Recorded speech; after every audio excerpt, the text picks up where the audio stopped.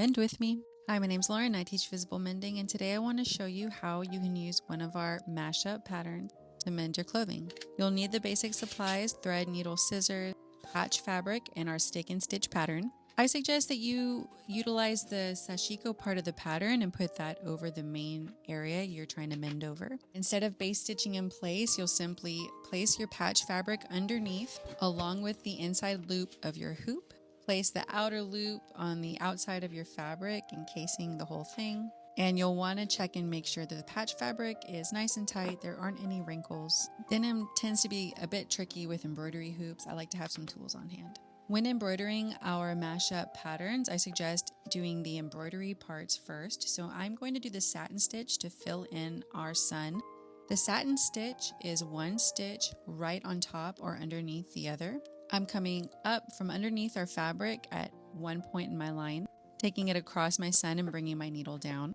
A little trick with filling in shapes is giving yourself some guidelines to make sure your work stays straight. For the mountains, we're going to be doing the back stitch. Begin from behind your project, bring your needle up and advance forward one stitch, bring your needle down. From underneath your project, advance forward one stitch, bring your needle up, and bring your needle back to meet your last stitch. Kind of 2 steps forward underneath your fabric, 1 step back, and you'll continue to outline your entire mountain form.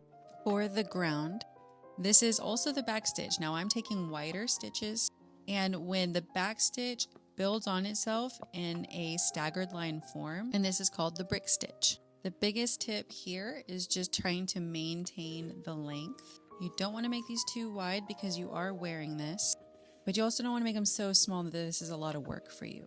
These are the 3 main parts of embroidery that would be easiest to accomplish on an embroidery hoop. Once you're finished, you can remove the hoop and we'll begin to start the sashiko part of this pattern. So starting with the horizontal lines, you'll use the running stitch and embroider every line. When you're finished with one line, hop down to the next, embroider in the other direction. You will do this until the entire pattern is covered. Depending on what kind of fabric you're using, you can usually get 1 or 2 passes through the fabric without having to bring your needle through. When you are finished embroidering all of the horizontal lines, you will do the same with the vertical lines. Embroider all the dashes on one vertical line, and from underneath your fabric, skip to the next dash on the vertical line next to it and embroider in the opposite direction. When you've completed this part of your pattern, you can finish here. I usually like to use the back stitch and embroider the outline of my circle, and I will also outline the mountains as well. You might hear me refer to this as the whipped back stitch. It's simply because without the hoop, I can whip my needle through my fabric instead of making a stitch, taking my needle down, bringing my needle up, making a stitch. Don't let the naming of things make you think it's difficult. It's the same. This is the back stitch and the satin stitch and the running stitch. That's all. Stash away threads worth saving and put away your tools. Cut away the excess fabric. Here, if you have pinking shears, they're very useful. One last trick I like to do is taking one piece of embroidery floss and tacking down some of the stitches of the sun.